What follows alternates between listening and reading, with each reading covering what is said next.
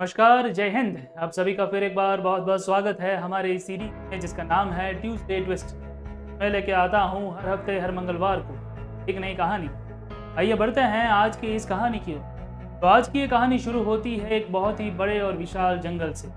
बहुत ही बड़ा जंगल था और उस जंगल में एक बहुत ही बड़ा घास का मैदान था और उस घास के मैदान के बीचों बीच का हुआ था काफ़ी विशालकाय और काफ़ी पुराना पेड़। अब वो पेड़ जितना पुराना था, जितना विशाल था, उतना ही ज्यादा उसको अपनी विशालता पे गर्व भी था। और उसके गर्व का कारण था उसके आसपास उगे हुए छोटे छोटे घास पौधे।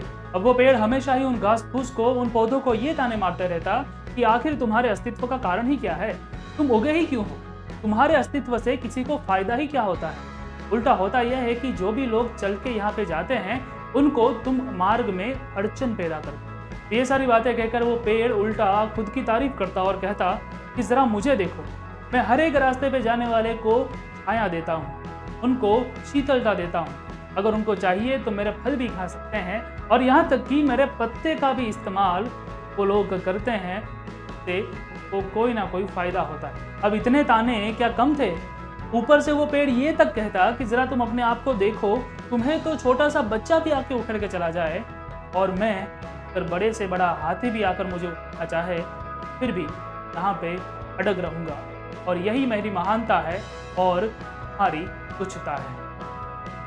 अब इन सारी बातों को सुनकर उन घास को बहुत ही दुख होता, लेकिन वो करते भी क्या, उनके पास उस पेड़ की बातें सुनने के अलावा और कोई चारा भी तो नहीं था। और यही बात कभी कभी उनको सच्चाई भी लगती थी, लेकिन जैसा कि आप जानते हैं कि कुदरत हर एक को समय समय पे अपनी सच्चाई से रूबरू करवा ही देती। यहाँ पे भी वही हुआ। एक दिन उस जंगल में बहुत ही बड़ा तूफान आया और उस तूफान के आते ही सारे जानवर यहाँ वहाँ भागने लगे। कहीं जहाँ पे भी जगह मिली वहाँ पे वो लोग पनाह लेने लगे। तभी उन घास फूस ने भी उन बड़े से पेड़ महाशय से कहा कि पेड़ जी, आप क्या करेंगे?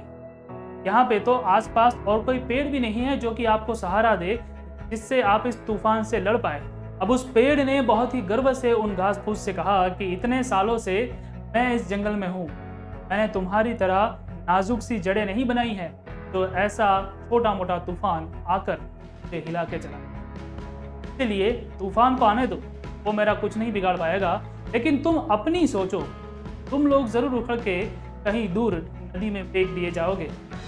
और ये बात सुनकर घास के मन में बहुत ही ज़्यादा डर बैठ गया कि अब हमारा क्या होगा। और इसी बीच तूफान आया और जैसे ही तूफान आया घास इधर उधर हिलने डुलने लगा, लेकिन वो पेड़ भला कैसे हिल डुल सकता था?